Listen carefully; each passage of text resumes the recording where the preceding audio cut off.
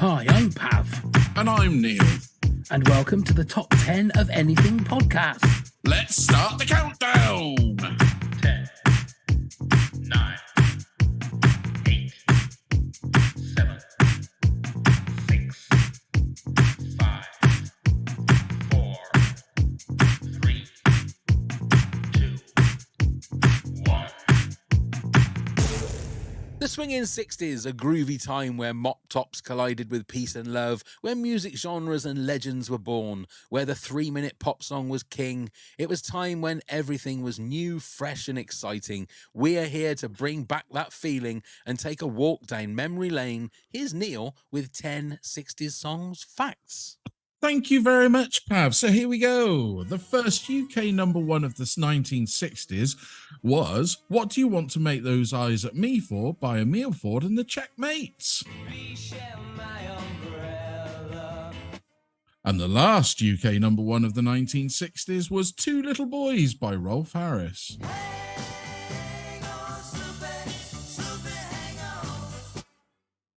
The most weeks a song spent at number one in the UK was 8, and that accolade was shared by It's Now or Never by Elvis Presley, Wonderful Land by The Shadows, and Sugar Sugar by The Archies.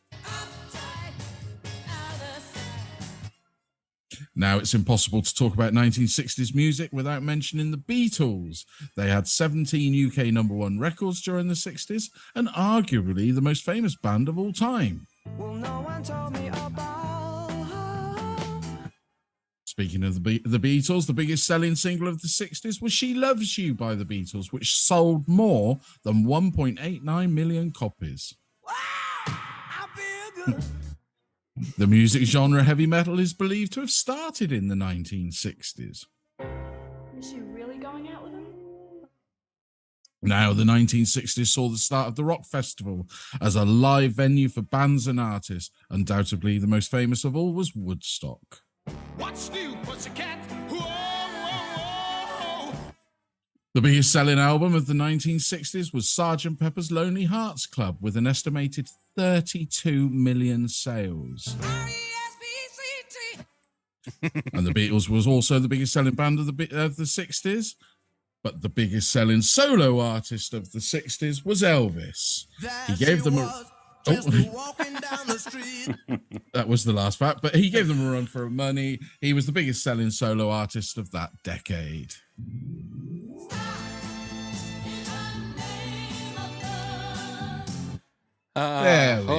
There we are. Well, we've got a tough road ahead of us, I feel, with this 60s songs. And joining us, ladies and gentlemen, I've just said as we went live with him, he has a voice like dark treacle on mahogany.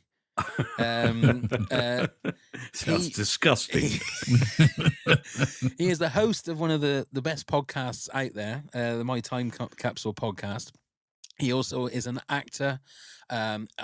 You will recognize him. You know this man. Even you might not know his name. You probably will know his name. But the one thing you have to be thankful for is this is the man that brought us the chicken song from Spitting Image. So thank God we're not doing songs of the 80s. That's all I can say. Well, that would have to be number one, wouldn't it? That would Not for me, no. Just financially. Exactly financially. Ladies and gentlemen, Michael Fenton Stevens is with us. So hello, Michael. Lovely to be with you. Yes, Lovely although to see you. embarrassingly, I am the man who at the age of 12 bought his very first single, which was Two Little Boys by Rolf Harris. Really? Mm-hmm. What was a a huge collector's item selling that is. singing. Huge selling. When you look at it's massive. funny, isn't it? The huge selling songs of that time. That's the thing. When you're looking through this stuff, you sort of look back at songs and go, "What is it about that I really like?" And then I saw this, and you also go, "If I'm going to put together the top 10, I better see what other people think." So I did that thing of Googling, what were the best songs? What were the best selling songs? What do people regard as being the best songs? I didn't agree with any of them. For example, the fourth best, I think it's the fourth or the fifth best selling song of the 1960s was Tears by Ken Dodd. Right. Oh, yeah. And you I sort saw of go, that on well, the list. no, No. that's not, I'm not putting that fifth. That's my number one, obviously. Yeah. It was surprising when I was doing the facts and then looking my own sort of lists. Like you said, the amount of novelty songs in the 60s, there were a lot. Yeah. You forget how many there really were. Yeah, Ernie. Yeah. Those- Yeah, I mean, but- and all that, but people like Bernard Cribbins who died this year, sad, but some great songs. I mean, really brilliant. And then you look at, I just the other day in a charity shop walked by and went, oh my word, and did the head turn thing. And there was a compilation box set of all the recorded stuff by Peter Sellers. Oh, Oh, wow. wow. I mean, wow. amazing. It was an amazing thing. It's a 6-disc set in this thing. And they had the nerve to charge me £3 for it. Disgusting. Terrible. Terrible. Bastards, how could that Oh, do so that? that's the last time I give to their charity. Yeah. But don't Wow, you what think a it's purchase. comforting that in 2030 somebody's going to go past a charity shop and see the 12-inch single of the Chicken song and Yes. think, oh, Michael Fenton Stevens, I'm going to give them the £75 that it'll probably cost in 20. It probably 2030 will. I for think that. it probably does on eBay now. You The know? 12-inch single. That was the thing. When that song came out, I was on holiday in Spain. No, in Greece. I was away for Greece, in a beautiful island in Greece, and terrible. No mobile phones, no internet, nothing like that. And so I hadn't spoken to anybody. And I arrived back to find lots of messages on my newly bought answer phone. I was at the height of modern technology. Yeah, yeah. And I thought, what's going on? There's loads of messages. And I listened to them and thought, oh. And I rang Phil Pope, who'd written the Chicken song, and said, what's going on? Everybody keeps saying, well done, congratulations. And he said, that song that we released from the Spitting Image thing has gone to #1. I went, no way. You're joking. But he said, yeah, it is #1. So I went to W.H. Smith and I said, have you got a thing called the Chicken song? And she went, yeah, it's #1. I went, okay. Could I have it, please? And she said, okay. I said, have you got a 12-inch single? I'll buy that as well. And I bought both of them. So I bought my Wow. own #1. Yes. Fair That's play. Well, sad, I isn't it? helped. I had the 7-inch single of Did that you? one. I had Yeah. the 12-inch. Out of the pockets, as it was described at the time, from the pockets of babes and children. That's where we got it. Yeah. We'll probably talk more about that a little bit more. And Well, obviously just about your one more podcast. thing Oh, on go there. then, I go on then, Neil. always remember, and I don't know whether this is an accolade or a disappointment, but they would never allow us to have it at the school disco. For some No. reason, they were never allowed to put it on. They said, nope, we're not playing I it. don't know why people thought it was. Well, it was one of those songs also. The fourth week that it was #1, I listened to it, to see if it was still #1. You would listen to the charts on the That's radio. right. And I Absolutely, listened to it and I got to the #2 and I thought, well, we can't have dropped down that much. So we must still be #1. And he said, and still at #1 after 4 weeks, it's the Chicken song. And then they played something else. So I think, like Frankie Goes to Hollywood, we have that claim to fame of them just not playing it when it was #1.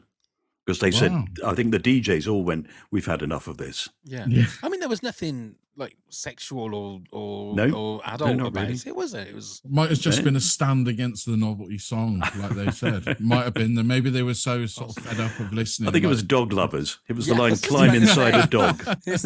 That's what they said. Yeah, that's what we'll put it to. Yeah. Indeed. Right. But we're here to do our 60s songs. And we were talking before we went live about just how hard this was. And I must admit, the one thing I'm worried about is that we'll all do our top 10s and then we'll start talking about other songs and think, oh my God, that was an obvious one that should have been in the top 10. Yeah, I think so. I think I think so. I can list loads now. Yeah. In fact, I Yeah. can mention groups. Now, you can even mention whole genre of Yeah. songs that you will have missed. Yeah. And I must Yeah. admit, on some of the honourable mentions, there were songs that I've never even heard of as well. So I think, oh my God, there's even songs that I haven't even listened to that could be the greatest song I've ever heard. Yeah, But- there are. I mean, I have to say, in my top 10, there are songs that on any other list would not be anywhere near the top 10. Right. And they're for particular reasons. That's and I think that's exactly what the it whole should point be, is yeah. that really this is a personal view. isn't it? Absolutely. It's not, a definitive viewpoint. It's what I think Yeah. are the best 10 songs. And as we've always said, that everyone's top 10s are correct. No one's top Yeah. 10s are wrong. Mm-hmm. No, exactly. Right then. So, Michael, Should we shoot on with kick us it? off with your number 10 then, please. Well, you see, I jumped around with a number of things, but I couldn't. I just couldn't bear the idea of a 60s compilation of top 10 songs without having a Kinks song in it. So my top 10, number 10, is Sunny Afternoon by the Kinks, Okay. strangely. Now, you would think maybe Waterloo Sunset, or in fact Lola, but Lola is a 70s song. It isn't it? is, Because- yeah. So that wouldn't have qualified. So I went for Sunny Afternoon just because it sort of changed their style, I think, that song. So I really, and I love it for the relaxed nature of the whole thing. It really is a song that is like being on a sunny afternoon, but it's also, life is rubbish and I'm not the best person in the world and I've made a mess of my life. But here I am. I'll just drink a beer, sit in the sun. Oh, well. And I love it. And I love all of Ray Davis's work. I think it's fantastic. So I was going to say with that, Michael, I think Ray Davis is an appreciated songwriter in himself, a lyricist as well. The lyrics that he came out with, even if, like you mentioned, Lola, which isn't a 60s song, I think is so perfect in encapsulating what it's telling you. Yeah, it's great. It's fantastic. Yeah, he's a fantastic. Yeah, well, the Kinks, I think, are forgotten really to an extent in comparison to sort of the Beatles. But they had a very long career. I mean, it's about 8 or 9 years, maybe even longer, that they were in the charts constantly. And they wrote some absolutely fantastic songs, and they were really big sellers. I mean, Sunny Afternoon, I think Ray Davis does give credit to Taxman by the Beatles as a sort of an inspiration for it, because it says, the Taxman's taken all my dough and left me in this stately hall. Stately home. Dough and home don't really rhyme, do they? But never mind. Yeah, but it's a great start to a song, and I love the it. Kinks are one of those bands that they sound like the 60s. Do you know what I mean? They've got that sound that is straight out of, just if you close your eyes, you can imagine the Paisley and the and the crushed velvet and all of that kind of stuff. It just ironically, I did read a little thing about him writing the song, and it said, and it was from him. And he said, I was sitting at home, my daughter was playing on the floor, and I was in the quintessential 60s house. He said it had orange walls, and it had, those chairs that were made of like a white dome, and you sat inside them, and it had wicker things hanging from the ceiling. And he said, and I looked around and I thought, what have I done? That's a great one. Okay, then, great way to kick us off. Neil, you're number 10. So my number 10 is, we spoke about how it's hard to choose, and I think this top 10 would be an ever-evolving one. Every day would change. But I thought, well, to get it easier, I'm going to go to my playlist and make sure I've spoken about this numerous times on this podcast. So if it makes my playlist, it means it's going to be played a lot. So I've chosen a few that are on there.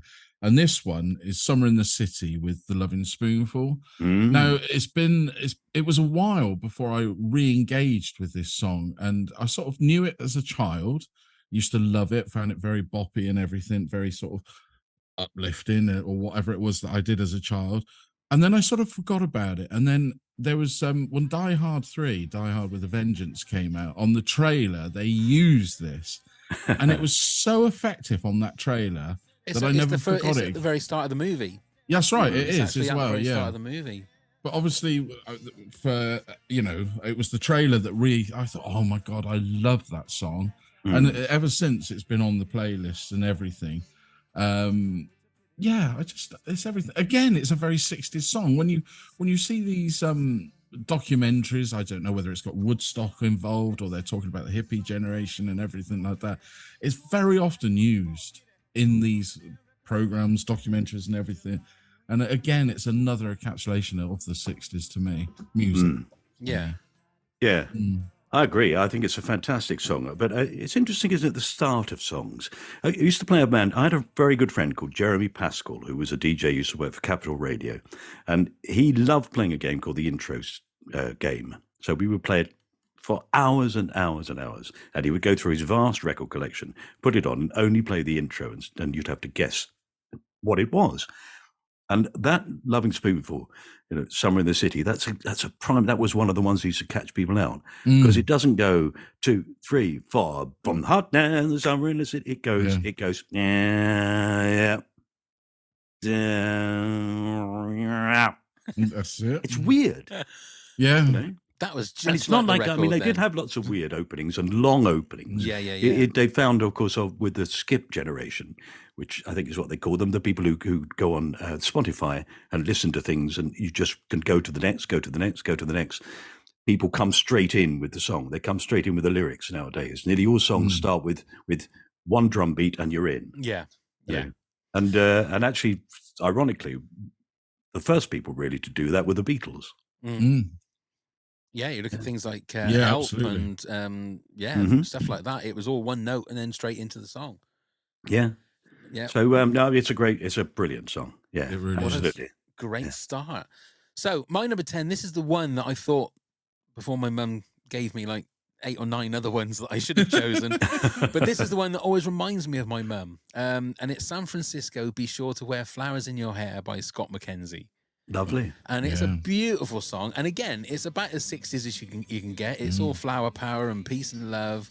I don't think he actually had any other hits. I'm not quite sure whether he did, but it's just a beautiful tune. Yeah, and I'm not sure whether it's on the Forrest Gump soundtrack, but I'm sure it's on a lot of soundtracks where it's all about Vietnam and things like that. It's all becomes one of those sort of when you think of Vietnam War, you quite often get this peace and love in it. It's the Hamburger peace and love. Hill.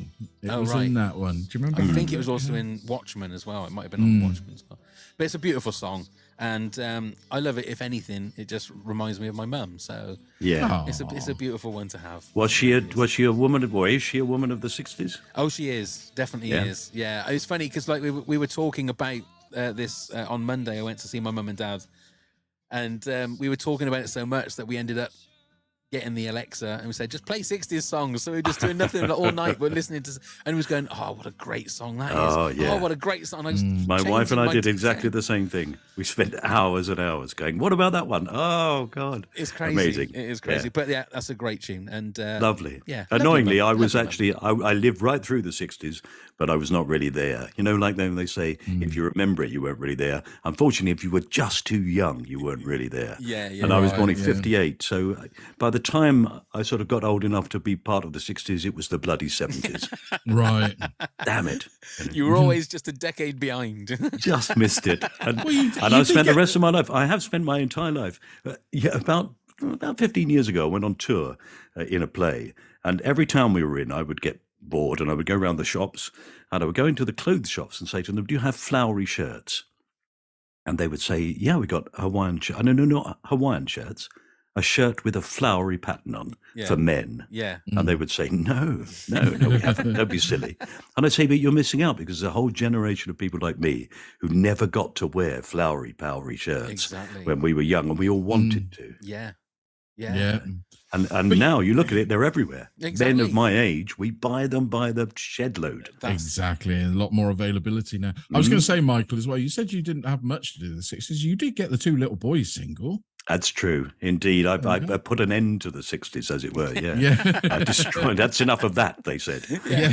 Let's move on to another decade. Indeed. Okay, then, Michael, you're number 9, please. Right, number 9. You know, amazingly, also looking at these, a lot of the songs I've chosen were originally released as B-sides.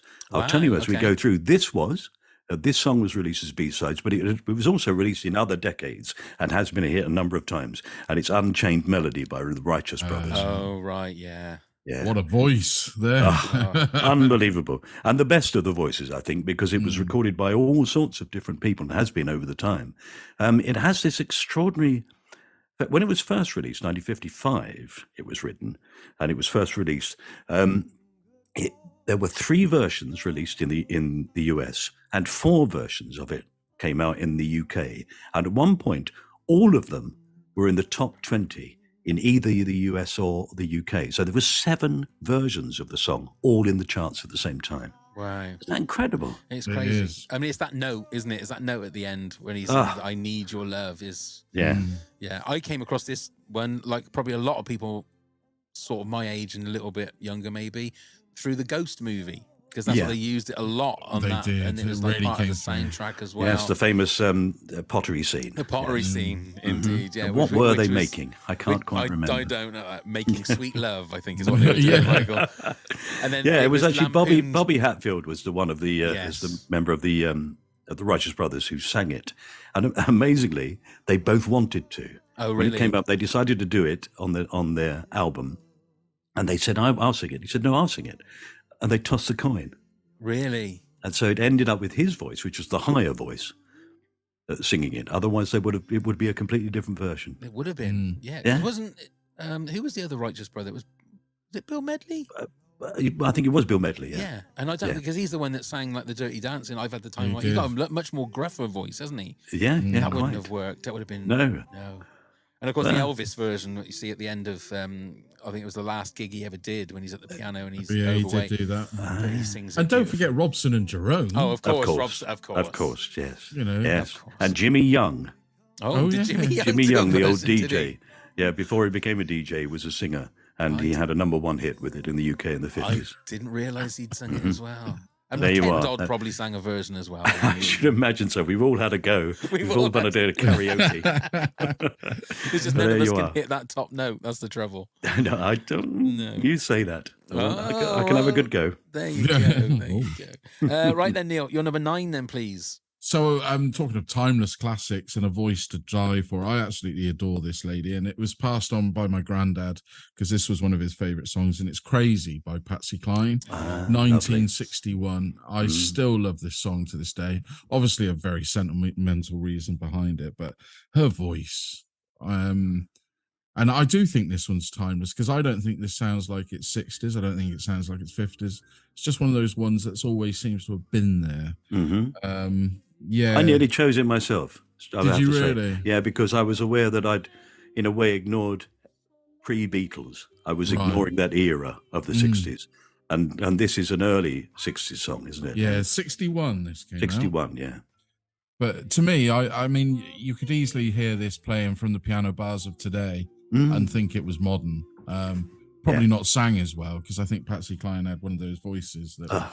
This is another one of those karaoke like favorites, isn't it? That a lot of women think that they can sing it and then they try and sing it. And Just can't. It's funny because sounds like almost every other song she ever sang, Patsy Cline, was sort of, as you say, almost a novelty song. Right. Or hip, bop, bop, bop, beep, beep, beep, beep, beep, bop, sort of songs, you know. It was just sort of jolly, everything. And then suddenly That's right. he sings this thing and it's so soulful. Yeah. It is. It really is. Beautiful But tune. we're all Good choice, good choice. Beautiful Oh, tune. thank you. Well done, Neil. We try our hardest. Well done, Neil.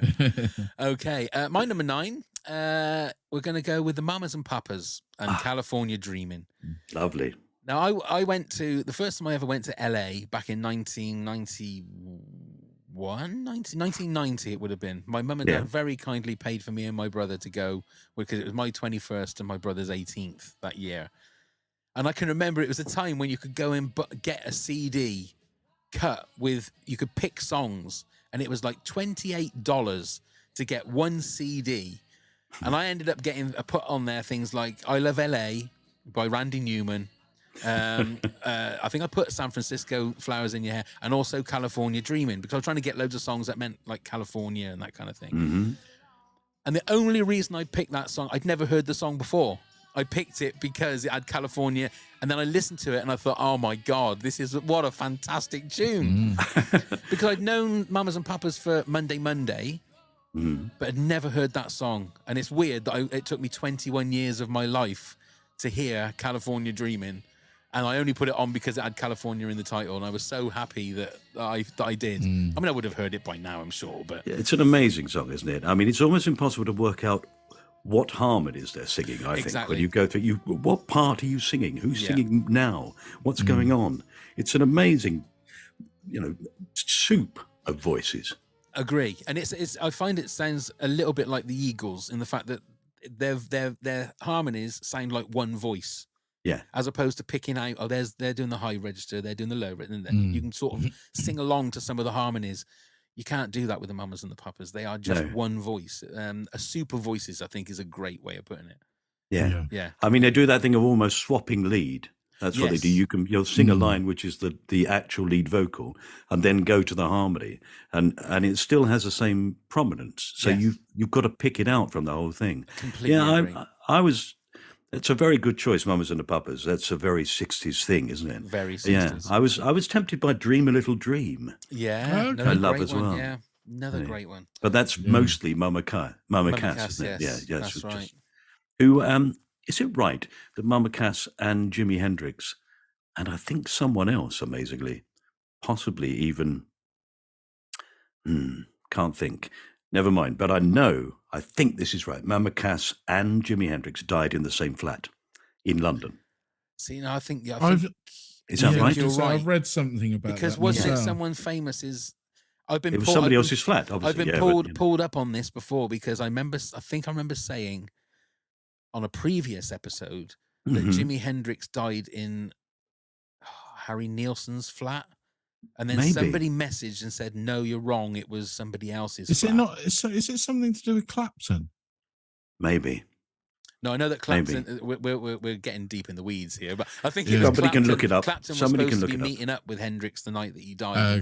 didn't meet up, but I mean, But Google it for actual Yeah. facts. But I Yeah, think but you're- I certainly think there's you that are connection right there. between There the is two, isn't definitely- there? well, there's a definitely lot of connection. stories around the mamas and papas, and especially Mama Cass and everything. It's ripe for a good documentary.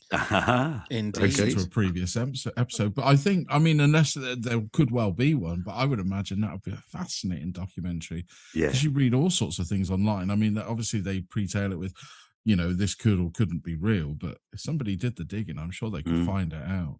Yeah. I spoke to a friend of mine on my podcast, and Ronnie Golden, who's a fantastic guitarist and songwriter. And I was talking to him about the Beatles, which he'd picked as one of his things he wanted to put in My Time Capsule. And I said there was a night when Jimi Hendrix was performing and Paul McCartney turned up unexpectedly and was standing at the back watching the gig. And Jimi Hendrix came on and said, so, great song being released today. So we're going to play it. And went, jum, jum, jum, chunka-daka-down, baka-down, we're Sergeant Pepper's Lonely. I started singing it. And the album had been released that day.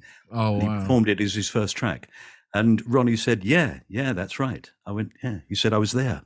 That's crazy, isn't it? Oh, wow. It's amazing. It's just, and it's I've always thought with people like Jimi Hendrix, John Lennon, what they would be like if they were alive now.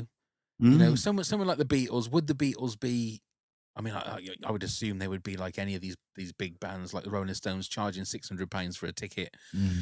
Or would they be like Status Quo and playing Butlin's Minehead? Well, yeah. How would it ruin? It would ruin their legacy. Yeah. It's something like Jimi Hendrix and people that have died, the part of the 27 Club. They're just enshrined in this sort of mystery now, and they never grow old, and they're always beautiful, and their songs are amazing. They can never record a bad record either. Exactly. Unless you're able to take the voice of someone and remove the piano and then put all sorts of things on it. No comment. There you go. I mean, it is interesting. You're talking about the Now and Then song. What do you guys? I haven't. Do you know? I've got this sort of aversion to it, and I don't know why. I Right. really don't know why. I love the Beatles. Yeah. And I love everything about them, and I Yeah. love Paul McCartney. I spent recently. I was filming somewhere, and I spent several evenings with Kate Robbins, who is the second cousin of Paul McCartney. Yeah, She told me a whole evening of stories about Paul McCartney, and I can't repeat any of them, sadly, because they're sort of private family stories. Yeah, fair enough. And she told them to me and trusted me with them, and they were all incredibly heartwarming and absolutely convinced me that the view that you have of Paul McCartney as a man who really fundamentally just wants to be with his family and wants to get on with life and be normal, despite his extraordinary fame and incredible fortune, turned out to be true. Yeah. I mean, that's So- nice. What do you think it is of nice. it, Pav? What do you think of it? I think the as a- song is beautiful. I think the song is great. It's just the video. It's the video. right. That certain parts of it where it's showing the Beatles back in the day is great. Why they've got everybody sort of cut together and they've got John Lennon pissing about on a guitar like he's some kind of joker. Yeah. I don't understand that. No. There must have been Ask other Peter Jackson. But there must have been other footage they could have used of John Lennon sat at a piano singing something rather than him with an acoustic Well, imagine guitar. there's a famous video of that. Perhaps they Yeah. couldn't get the rights to it. I watched the video and there's parts of it where it looks like it's a parody video of somebody piss taking the Beatles. It looks like somebody's put it together in their front room. Yeah, and it's I was been released really on shocked the. because I it's watched. like I the look sort at- of thing you might see on YouTube where they couldn't get a video for it. Exactly. That's what I think. Yeah. It may well grow on me, but I find it a bit cold. I don't know why. It Yeah. just, I don't know. And yet I know people who would move to tears. by it, Absolutely, just I've because seen some Right. because videos it is of people. Are there. the It same. is again. Yeah. There Yeah. it is again. But there you go. Okay, Ah, well. so that was my number 9. So we're off to you, Michael, with your number 8, please. At number 8, well, I'm moving on to another of the great bands. The band that my wife calls, not those people with the whiny voices, and it's the Beach Boys. It's the song, and I don't like most Beach Boys songs, but I love this song, and I think it's possibly one of the greatest songs ever written, and it's God Only Knows, which is Okay. astonishing. I mean, it's a lovely, lovely song, but just the tune, just the tune. La-da-da-dee-dee-doo-doo, la-da-da-dee-doo-doo-doo-doo, la-da-da-dee-doo-doo-doo, la-da-da-dee-doo-doo-doo. That note, that it's just so daring and so extraordinary. I mean, it's opera. It's everything. It's classical music. It's all there. It's a great musical song. It's everything. I think it's absolutely beautiful. And he sings it so well, and it isn't spoilt by lots of other people joining in too much. No. Which is what I they mean, did. I think the Beach Boys, along with the Beatles, we could easily do a top 10 Beach Boys song. Yeah. I could easily. I have a Beach Boys song in my top 10. The same I do have a Kinks song in my top 10 coming up later. So it was interesting to see which one you were going to choose, because mine was so close to being this one. It was so close because it's just, I think anything from Pet Sounds you could choose, because I mean, again, that's just an iconic album from the 60s. So yeah, I mean, that it's a great choice. Neil? Well, with the Beach Boys, I'm a bit sort of behind. I've dabbled, but I grew up a lot listening to my parents' records, which introduced me to the 60s, and that's where I got my love of the 60s music from. And they didn't have a Beach Boys album, which I find really bizarre. Right. They didn't. So it took me ages to realise who or what the Beach Boys were. And Right, what right. established. So I'm still only dipping my toes, and I'm a bit like Michael. Some of it I love. Some of it, yeah, I could give or take. It's weird You know, because a lot of their surf stuff just all sound like the same song. Right, Yeah. yeah. You know, it's Yeah. basically When the you same. say you chose California Dreaming, at Yeah. least you didn't choose I Wish They All Could Be California Girls. There you Yeah. go. You see. Yeah. Oh my God! Why didn't I put that one on my CD? I don't know. You were a Oh my teenager. What's God, wrong with you? I know. Yeah. I need to go. I need to get that time machine so I can go back. And Well, just sort go that. back. Just go back to LA. That's the excuse you've got now. That's the pal. That's your excuse. excuse. Yeah, I'm sure my wife will understand. I've got to go She back. I need to will. change this CD. Yeah. Costs less than £28 now. I'll tell you that, or $28. That's a great one though, Michael. Well done, Neil. You're number 8. So it's Brown Eyed Girl by Van Morrison, and the reason for this is there's some sort of nostalgia involved in this. I do love Van Morrison songs, and grew to love him a lot more. But my parents had this greatest hits thing. I don't know whether it was a Van Morrison album or whether it was one of these ones that you could win at the local fair. But it had Brown Eyed Girl on, and me and my brother, when we used to play the music, used to keep putting this song on a lot. Then it sort of went out of favor everywhere, and then it came back in that Julia Roberts film, didn't it? Was it Sleeping with the Enemy? And then it got was, resurgence. Yeah, it got a resurgence of popularity. But Van Morrison's another artist. I mean, I know he can be a bit of an arse, the way he can treat his audience, etc., and everything like that. But we can't deny the fact that that man has written some beautiful and very catchy songs. Yeah. Yeah, so, and I think he's still performing now, isn't he, or was? I think so, probably very recently. somewhere. More than likely. Yeah. Yeah. I once went with I met up with Chris Evans in the days when he was drinking quite heavily at the Soho House in London. I just bumped into him really, and I'm not the sort of person who hangs around those places. I just happened to be there one night. We got talking because we'd played a football match together, and then he said, "Have a drink," and I said, "Have another drink," and then we drank and drank, and he said, "Hey, Van Morrison's playing tonight. Do you want to go?" And I said, "Okay." So I said, "I'm just going to ring my wife because you'll wonder where I am. So I rang my wife, said, I'm going with Chris Evans to see Van Morrison. She said, fuck off. She said, will you be coming home tonight? And I said, yeah. No, I'll probably the last train, but I'll be home. And I went to see this thing. We saw this concert, and then we met Van Morrison afterwards. And Chris Evans, by this time, was very enthusiastic and very drunk. And he said, I know, let's all go to Dublin.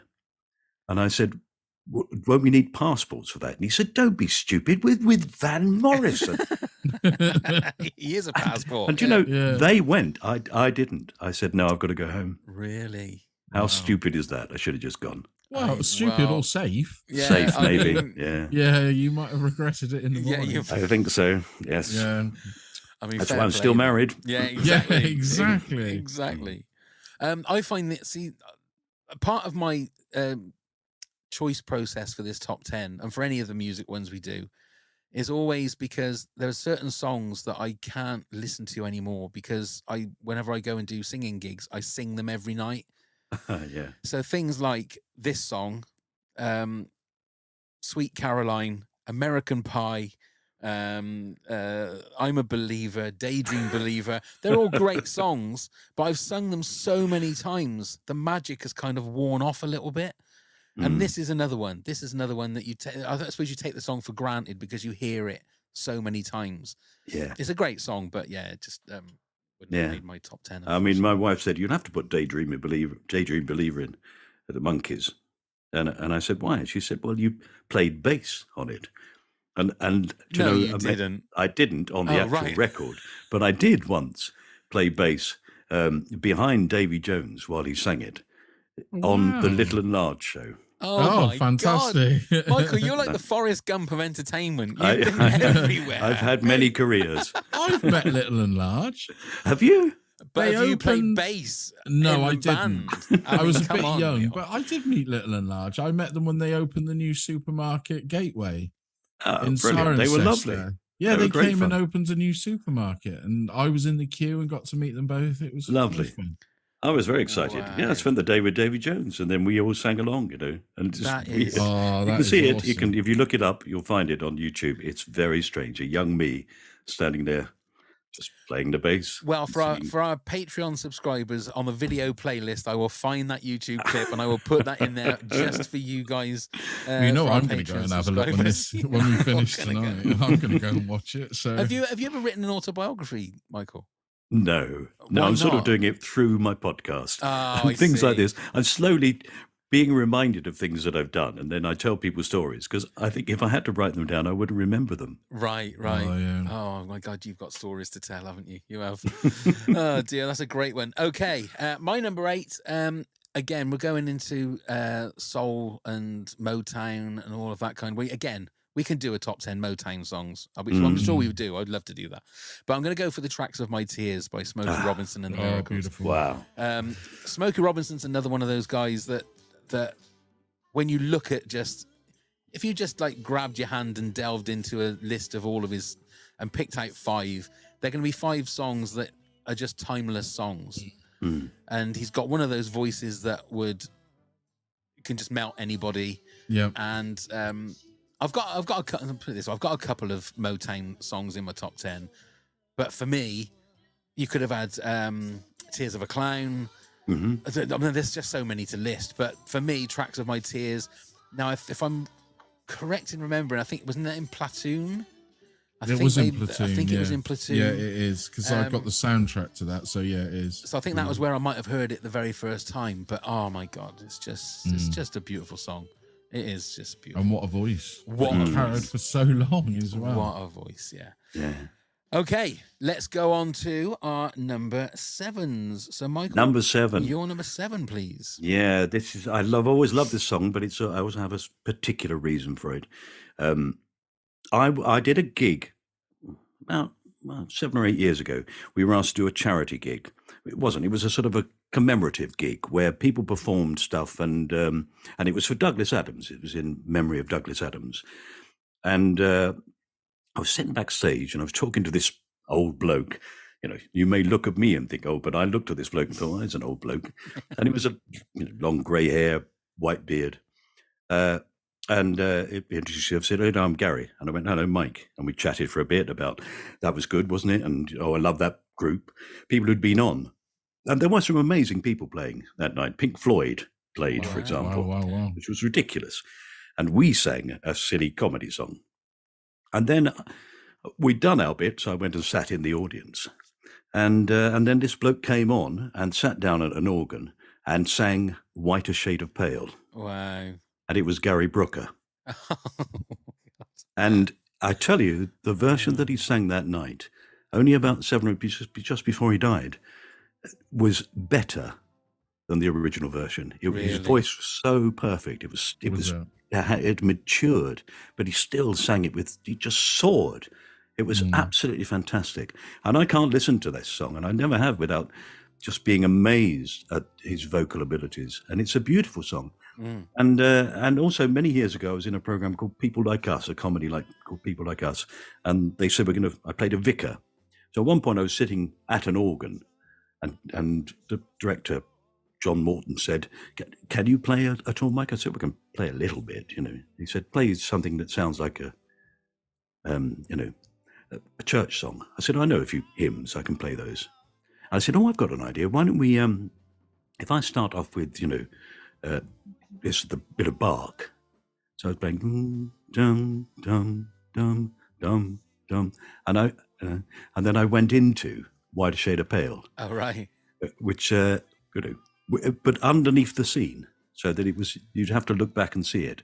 And it's the only time I've ever played the piano or organ in public.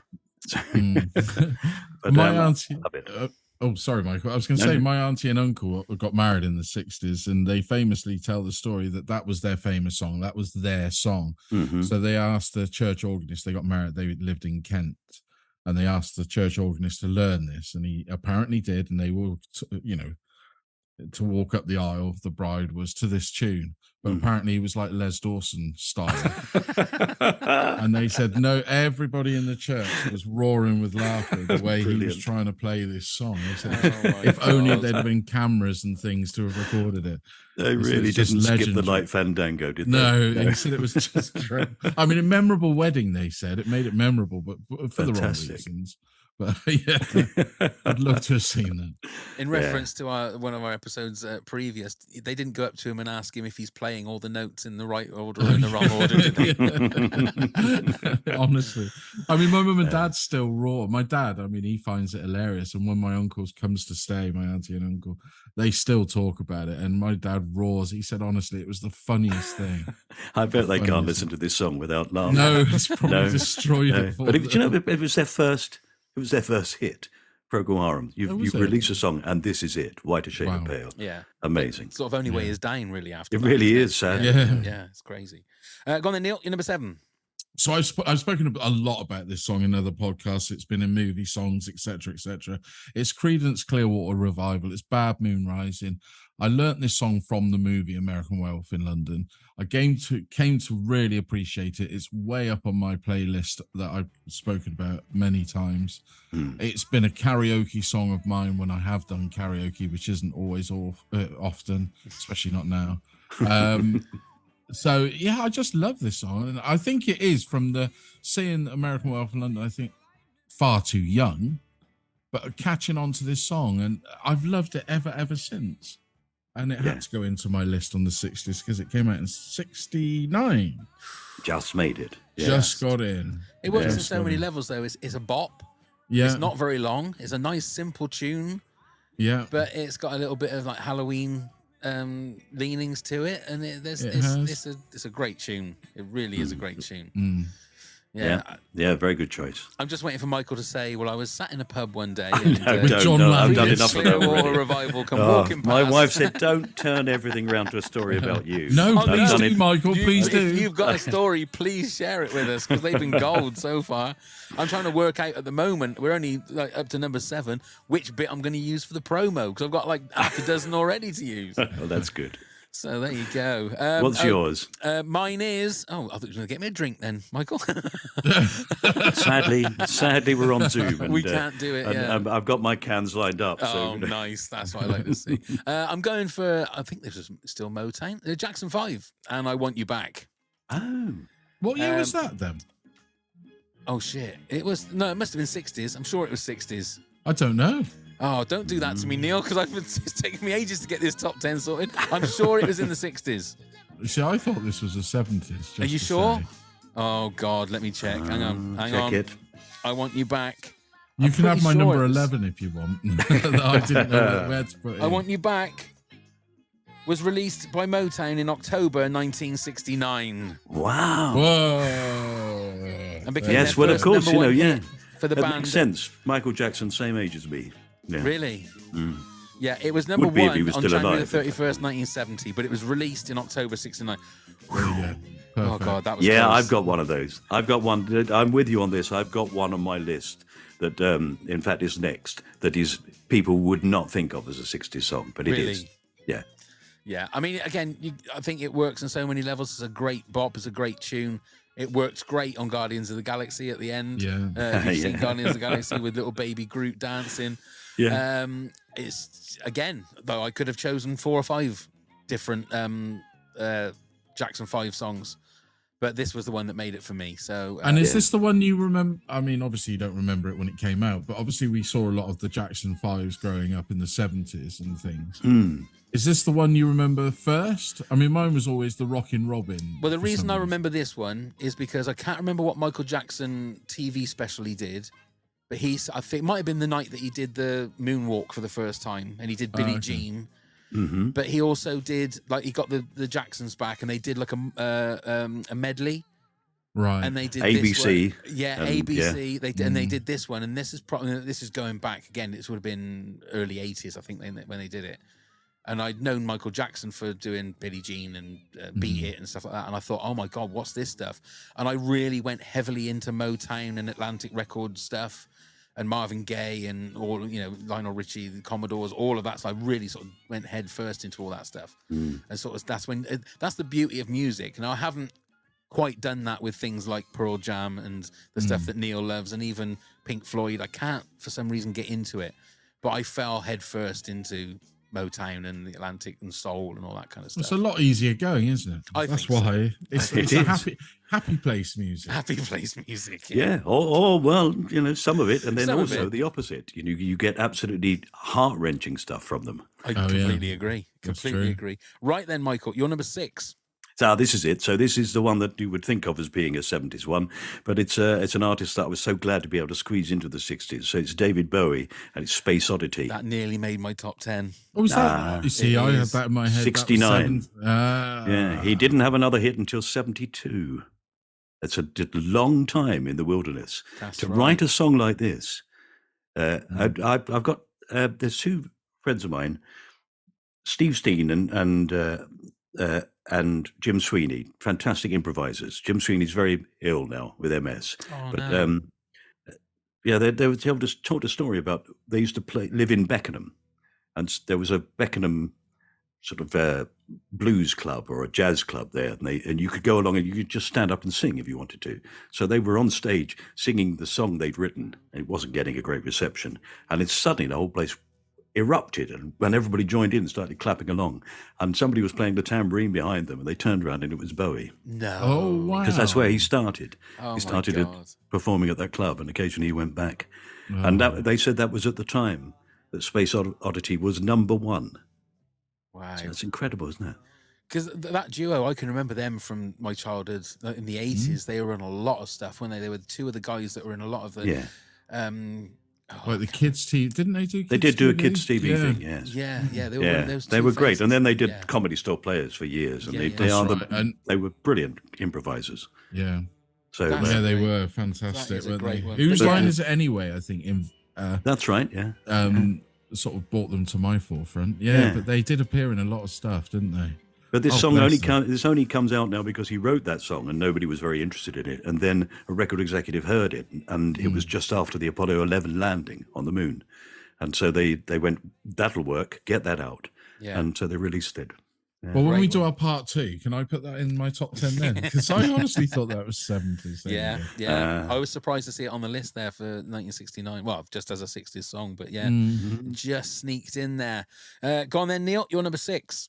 So I've gone for another beautiful song, Simon and Garfunkel's "Sound of Silence." It's beautiful. Now, from now on to my number 1, these could all probably change day after day, but this, you know, when you just hear a song and you fall in love with it, and for some reason it's there, isn't it, for life, that when you hear it, it brings back emotions or whatever. This is one of those songs for me. I will say that, which always shocked me, that the band Disturbed, which are a very heavy metal band, did a cover version of this, and his voice on this song, I have to say, is absolutely stunning, and it's a beautiful version. Yeah. I do always prefer the original on this one, but there's something about Art Garfunkel's voice as well that I don't think he gets a lot of credit for the beauty of his voice. You know, now people seem to have forgotten him. I mean, in many ways, "Bridge Over Troubled Waters," that's their big song. Exactly. And in fact, it's just him. It is just him. You know, it's like a solo version. But this is gorgeous, isn't it? And it's just beautiful. To start a song with "Hello, darkness, my old friend. Yeah. I've come to talk with you again." You know, that's just, you go, oh my word. Exactly. It's incredibly powerful lyrics. When you hear Paul Simon talk about the art of songwriting, there's moments when I watch it and I think, God, he's getting a bit anal about this, isn't he? But then you realise that he actually sweats over every single syllable, every single note, every single moment of a song. It's not just, I'm just going to play some chords and wonder what happens. He genuinely studies everything. Yeah, science. It's just fantastic. Yes. It is. It's another example, though, of the fact that, in fact, the lead vocal is taken by Art Garfunkel. Yeah, it's interesting to be a great songwriter like that, with a great voice like that, and to constantly give over the tune to the other performer. It's interesting, isn't it? Because they didn't get on very well at the end. No, not at all. And you know, and I think Art Garfunkel always felt that, you know, he didn't get the credit he deserved, but he got a lot more of a chance than he possibly deserved. Yeah. He could easily have been the man who does the harmony. Yeah. Exactly. But often he wasn't. And with the songs that he is lead on, like you said, you know, Bridge Over Troubled Water, which is just him, is just, he's got a haunting voice, I think, Art Garfunkel. Yeah. You know, perfect for Watership Down. Yeah, I was going to say Bright Eyes. I mean, it's not, to me, a great song, but it's beautifully sung. Though. Oh, I think it's a lovely song. Yeah. I think I'm traumatized from my childhood. That's why. So. Yeah. Watching Watership Down, but there's a beautiful version of him singing "I Only Have Eyes for You." Though, that's another one. Is fantastic. Yeah, and his voice just floats, doesn't it, up to those big top notes. Exactly. And they work so well together as a voice as well as the two. Well, it's funny you say that, Neil, because at about 5:00 tonight, that was my number 6 as well. Right. But actually it's not. I chose The Boxer instead. I was choosing between Sound of Silence and The Boxer, and I went with The Boxer instead. So it's still number 6, and everything you've just said, and you've said as well, Michael, about the two of them together says exactly the same for this, whether it's the lyrics, the way that their voices meld together, and there isn't really a lead singer in this one. They sing everything together. Yeah. Beautifully in sync and in unison. It's just a beautiful tune. Have you watched the footage of when they reformed and did it however many times? And there's the one at Madison Square Gardens where they came back and did the performance. And when they sing these songs, they hadn't lost it. The beauty. No. I mean, I wasn't even there, and it's years after when I watched it, and it still brought tears to my eyes in that sense. Yeah, it is absolute beauty. It is fantastic. When I was a student, I shared a house with a fellow who played guitar very well, and he loved this song. And we decided that we were so broke that we should go out and do busking. Right. So we worked this one up, and we worked up a couple of other songs, but mostly, you know, we did Bye Bye Love and things like that, you know, just where you could do the two harmonies. I did the Garfunkel part, and he did the Paul Simon part. And we walked down into town, into Oxford, and we stood outside the Bodleian Library, and we started playing. and a coach pulled up full of Japanese tourists, and they all got off, and they put notes into our hat. Honestly, they went, "Oh, very good," and they just put this money into a hat, and we made about 50 quid. Wow. And we hadn't even finished this one song. It was one of the best performed gigs I've ever done.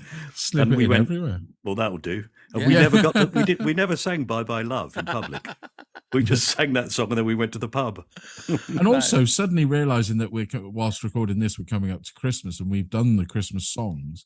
I don't think I put their version of Silent Night in, which I think is absolutely beautiful. No, They didn't do. even occur to me, that one. No, and that's a beautiful version. Yeah, there you go. Right, we're halfway through, so it is time for this. Pop quiz, hot shot.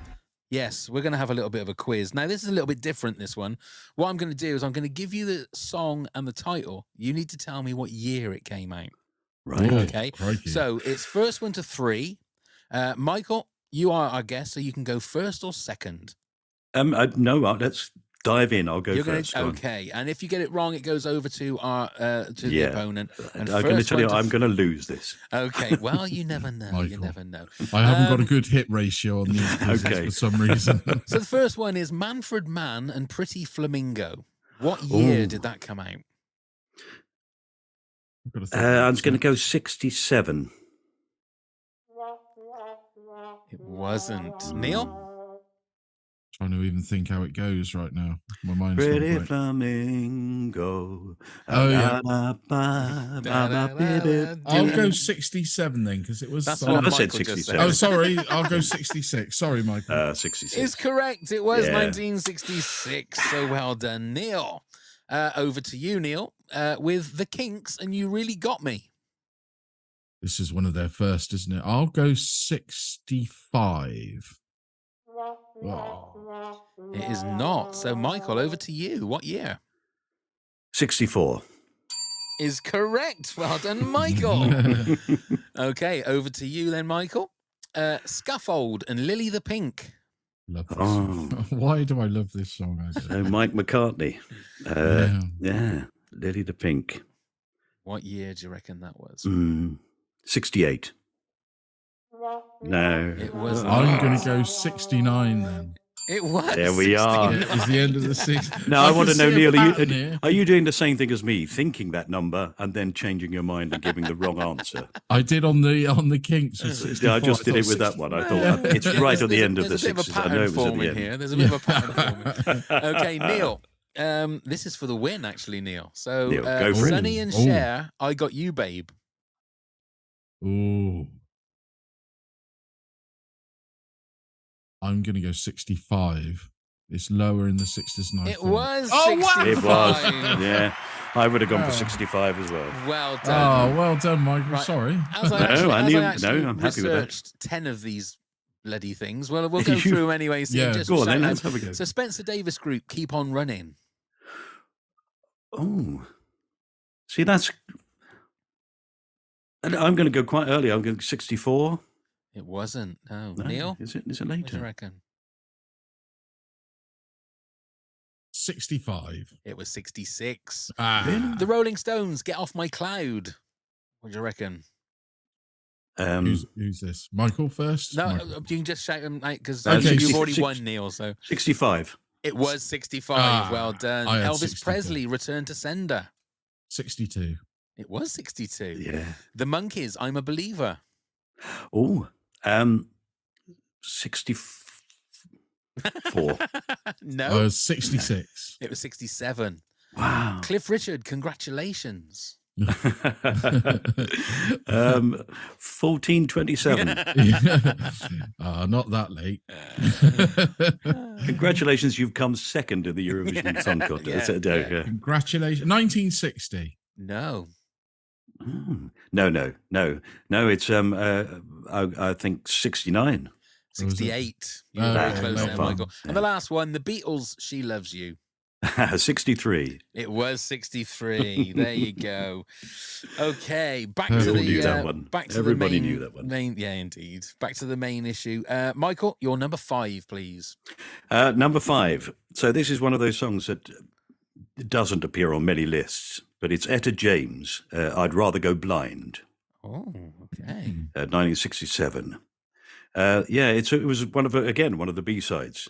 So as with God Only Knows, I have to say, God Only Knows is a B-side to Wouldn't It Be Nice? Wouldn't it be nice? Yeah. So this is just, Etta James was one of those fantastic blues singers. And she was, really famous in the 50s and had this extraordinary voice and had a number of hits. But then she became a heroin addict and her career has absolutely fallen away. And this was really one of those songs that was recorded in a break. She took a break. She managed to, go, I'm clean. And she went back into the recording studio and recorded this. And it's unbelievable. I mean, the emotion of it. We talk about the ability of a song to tear you apart. If you don't know it, then I would say listen to it because it's amazing. So it's unusual to pick somebody who's not famous, particularly, or a song that's not that well known. But for me, it's I can't listen to it without crying. Oh, right. Now, is Etta James? Is she the one that had a resurgence with the "I Just Want to Make Love to You" song from the Coke advert? Wasn't it the Coke advert? Maybe it was. Yeah, maybe it was. She sort of came back in the sort of 90s and 2000s. That's right. Yeah. But there's one to go on the list then, Neil. Mm-hmm. Yeah, Etta James. I've had a little delve into Etta James. Have you really? My phrasing there. But yeah, before, with the wonder of like your Spotify's and Apple Music, you can pick up on these things. And I've always, Nina Simone, I've got a lot of admiration, listened to a lot of that, Ella Fitzgerald and sort of things like that. And when you're in those rabbit holes, Etta James comes out all the time.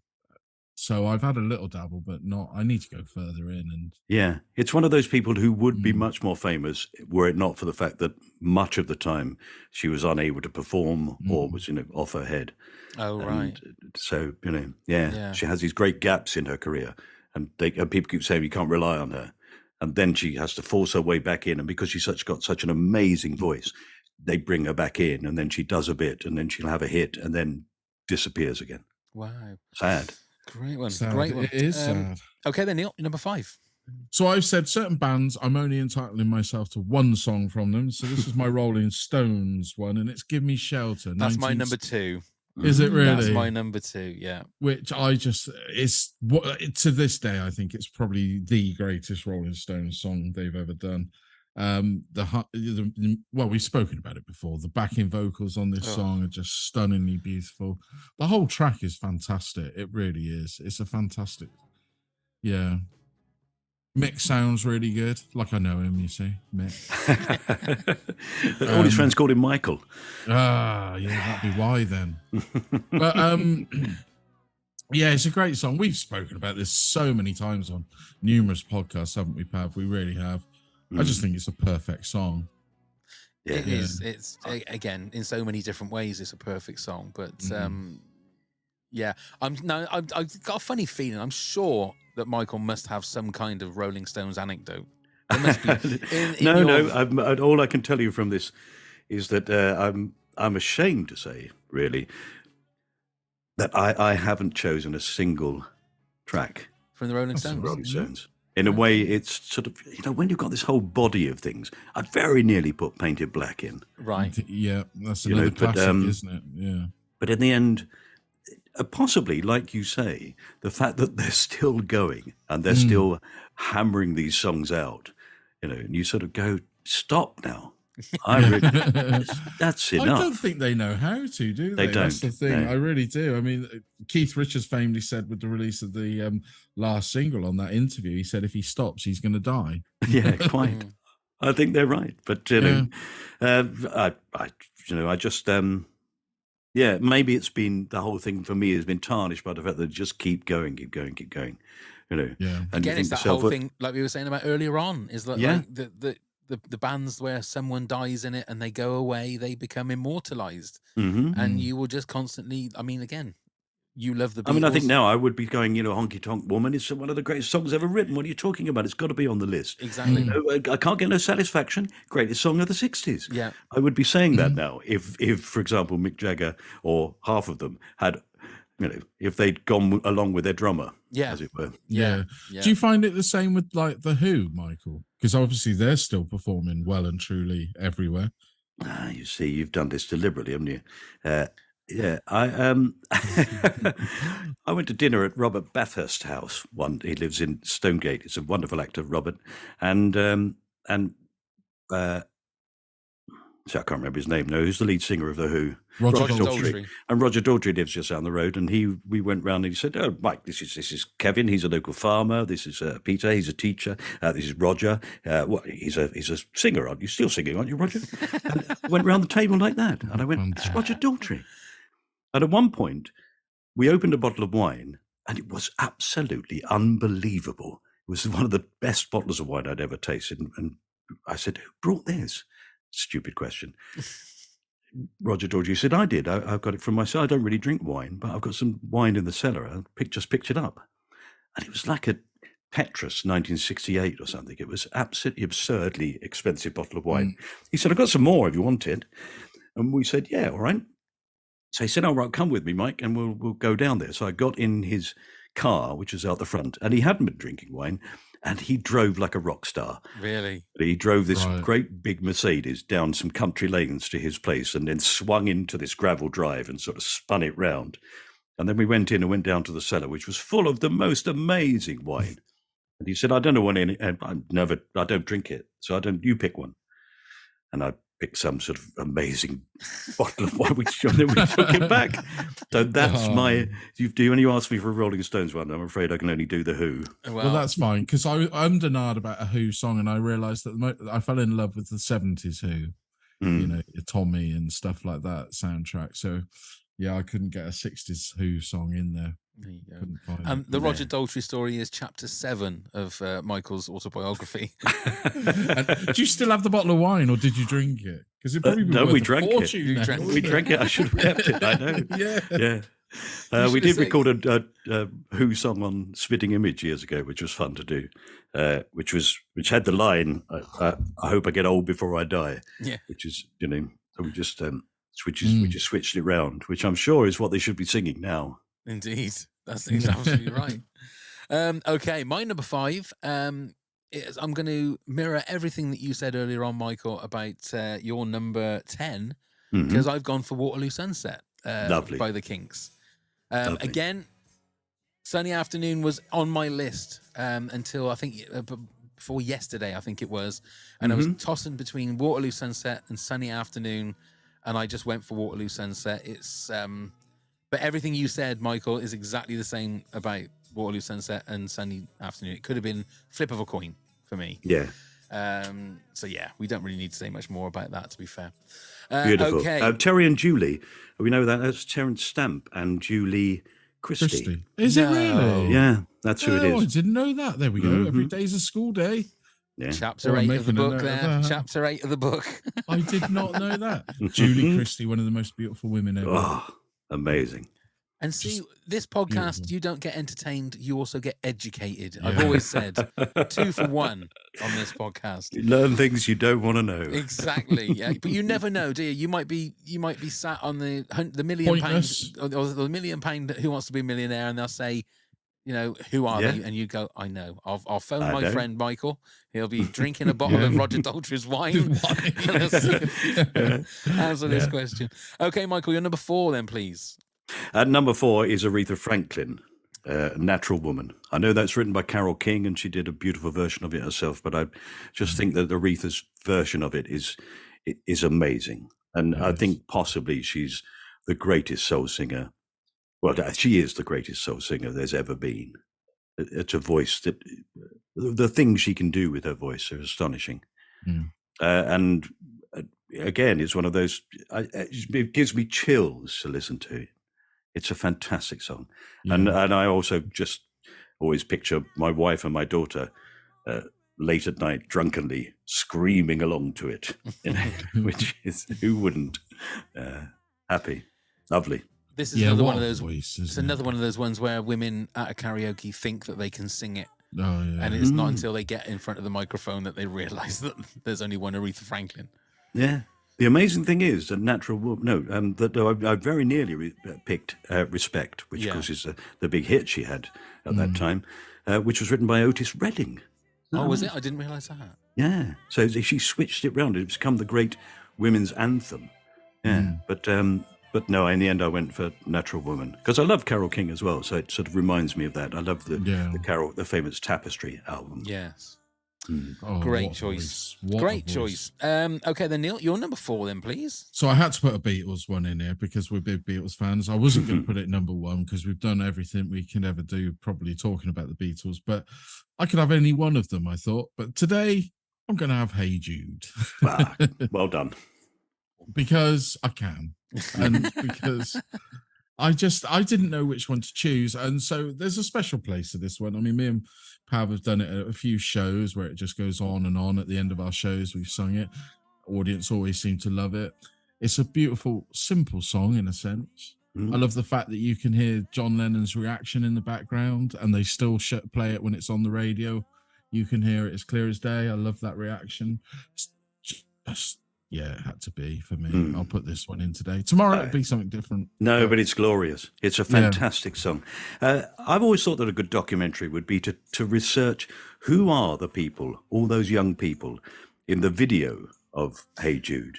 Oh yeah, who climb on stage with them. Yeah. And they've been brought into the studio. It's a weird group of people.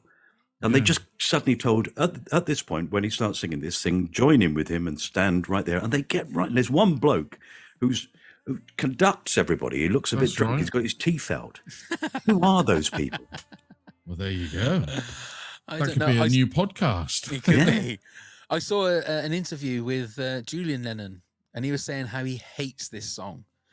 He said he absolutely respects it, and it's a great song. He said, but he never wants to hear this song again. He said because it's written about like his dad not being there, and it's just painful to hear the song because while everybody else loves the song, it just brings back all these really unhappy memories for him. So he said he never ever wants to hear the song. He respects Paul McCartney for writing it.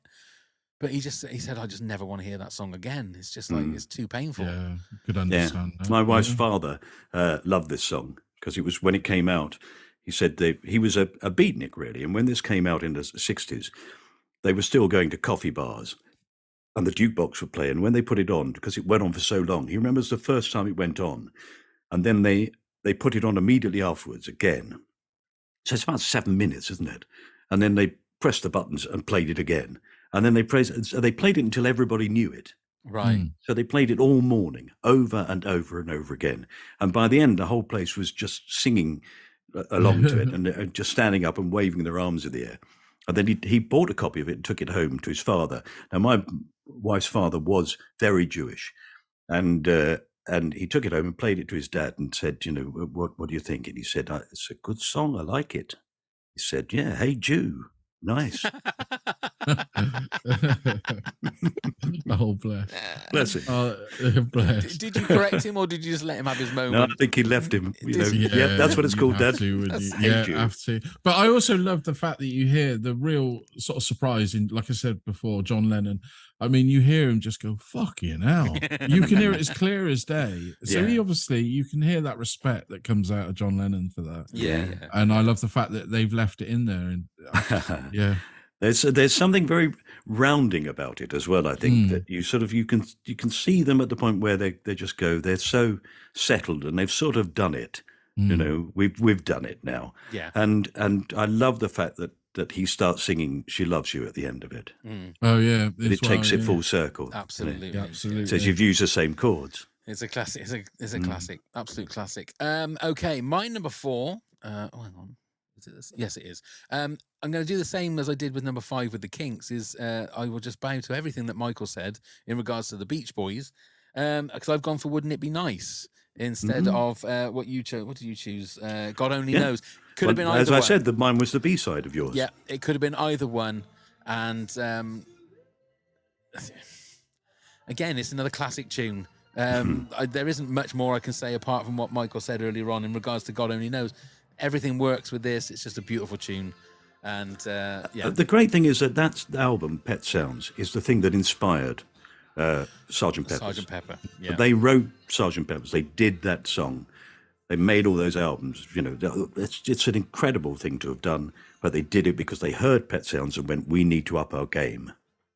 Yeah, and you feel then that everything that happened from Sergeant Pepper was different, wasn't it? And like you say, if it hadn't have been for Pet Sounds, there wouldn't have been Sergeant Pepper. So yeah. Okay then, Michael, you're number 3, please. Number 3. Well, taking us back to. We're going to do the entire songbook of Simon and Garfunkel because I've gone for America. Oh, okay, nice. Which is number 3 of all the best songs in the 60s. Wow, that's quite a thing to say, isn't it? But I just think it's a fantastic song. Again, this is one of those ones where I was talking always about him handing it over to Art Garfunkel. He doesn't in this song. This is clearly a song that means something to him, I think, to Paul Simon, and he really takes the lead on it. Yeah. And you can tell that it's a personal song. You can tell that it's a song written about you feel that it's a personal experience, that at some point he's done this. You know, it's like it's exactly the same thing as just sitting on a railway station. You know, Homeward Bound is you know that is him. He apparently written in a railway station, Warrington or Crewe or something like that, sitting waiting for a train to go home and just wanted to get back to America. And then this is him doing that journey, going off. He'd come across on this journey a place called Saginaw, and he thought, I'm going to put that in a song because it's such a great name, and he does. Yeah. Do you think there's a bad Simon and Garfunkel song? I mean, I've racked my brains to the albums I listened to.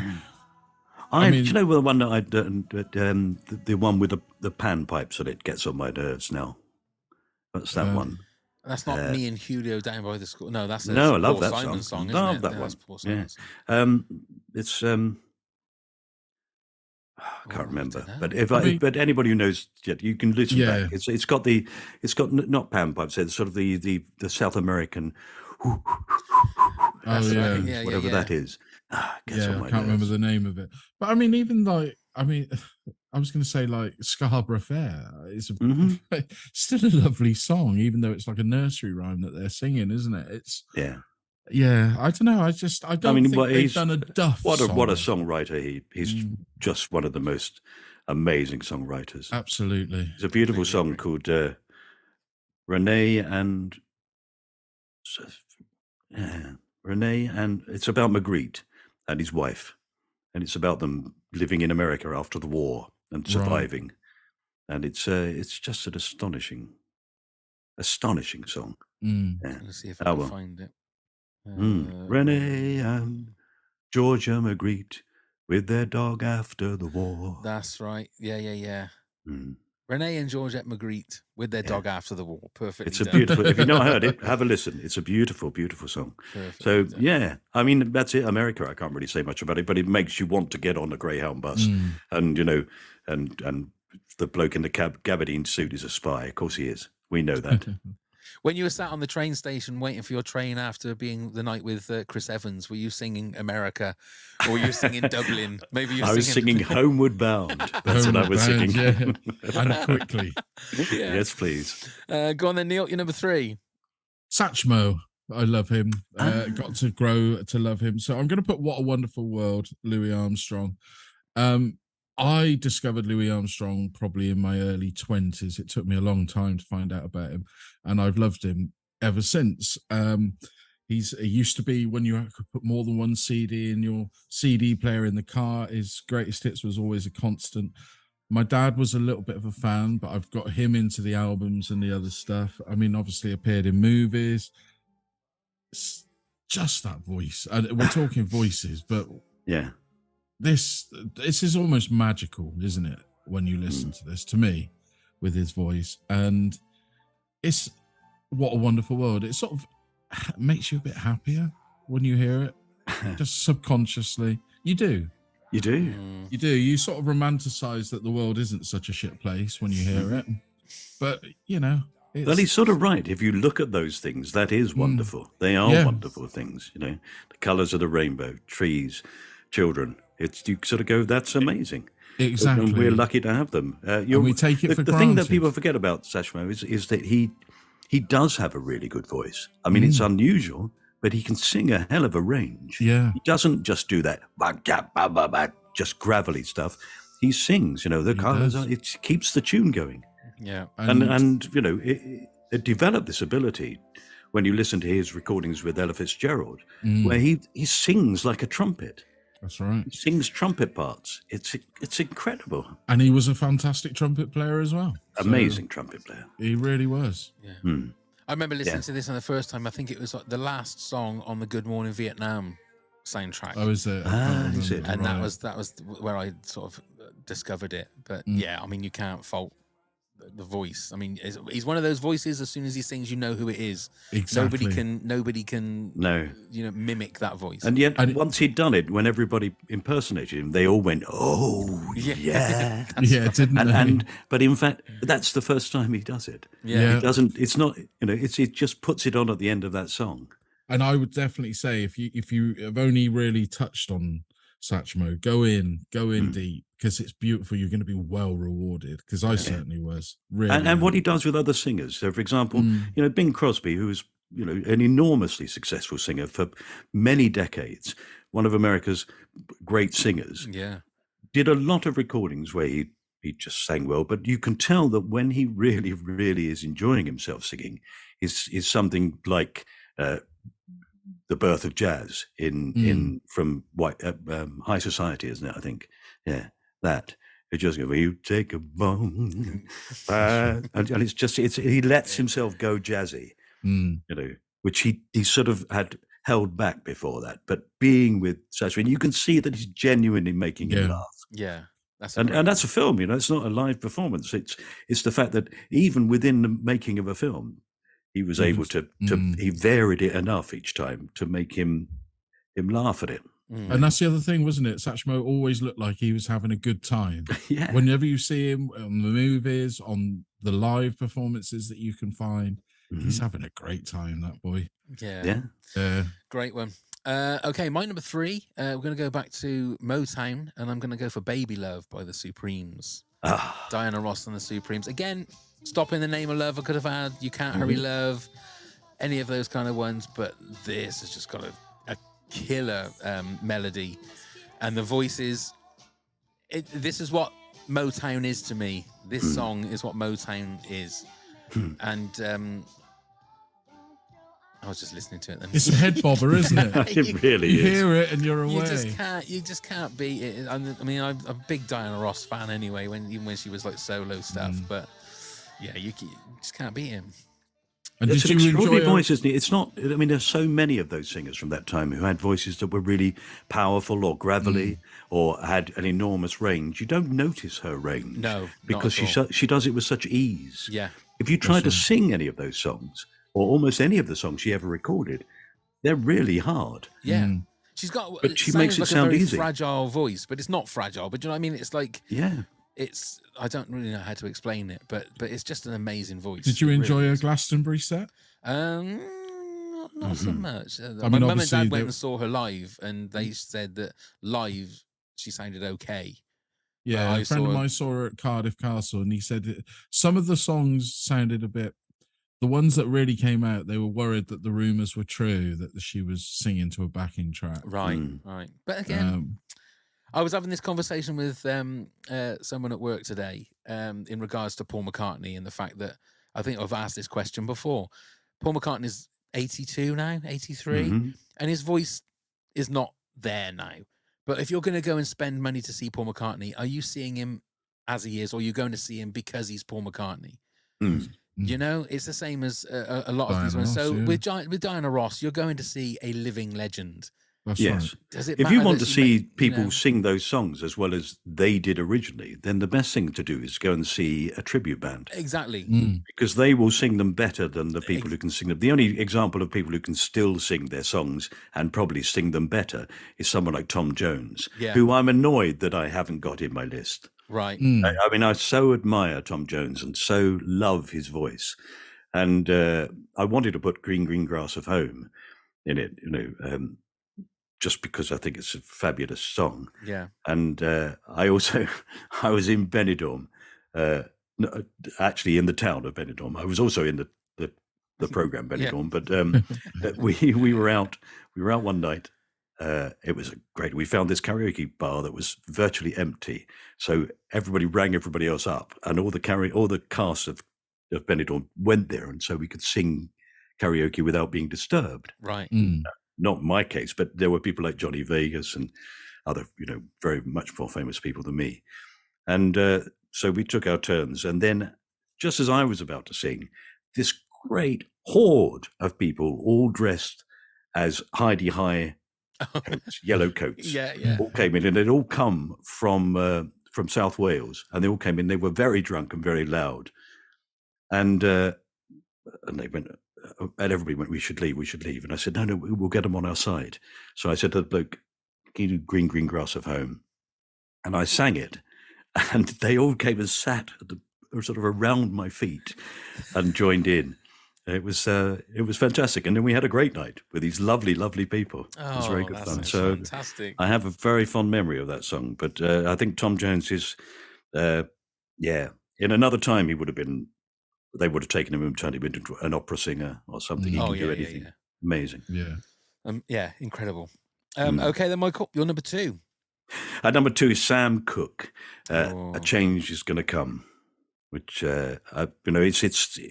he recorded lots of really lovely, quite light, quite sort of jolly songs, and then I think that he heard Bob Dylan singing "Blowing in the Wind" and was annoyed with himself that a white man had written such a great protest song about racism, that he thought, I've got to do it. And he knew that he'd avoided writing this song because he was worried about losing his audience.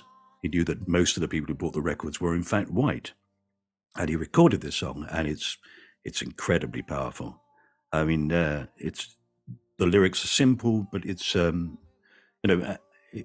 amazing. And it also was a reflection of the fact that he'd gone with his wife to stay in a hotel in Louisiana, and they'd booked it over the phone. And then when he turned up there, they said, I'm sorry, we're full. And he said, no, you're not. And they said, we are full. And eventually the man said, we're full for your type. Yeah. And he thought, this is no good. And, it reflects all those things, reflects, I've had a dream, and, I have a dream, and all those sort of amazing speeches are made at that time. I find it really disturbing that a song that's so powerful, and that once you've heard it, you have to say to yourself, a change is going to come. A change has got to come. We must change. This is absurd that there is this in the world. And yet this was recorded in 1965, 66. And 64. it hasn't. It's terrible, isn't it? And it's terrible that, you would think something like that would change the world. Yeah. I mean, I'd like to speak about it more, but oh, maybe you might a little bit later. Okay. Yeah, Sam. I'll stop there because But you summed up perfectly. Yeah, good. That's my choice. That's a great one. I have to say, because I've got one left, so obviously I've left out. I haven't got Otis Redding. I haven't got Marvin Gaye. These are amazing songs. Yeah. But you've got the Scaffold right up there.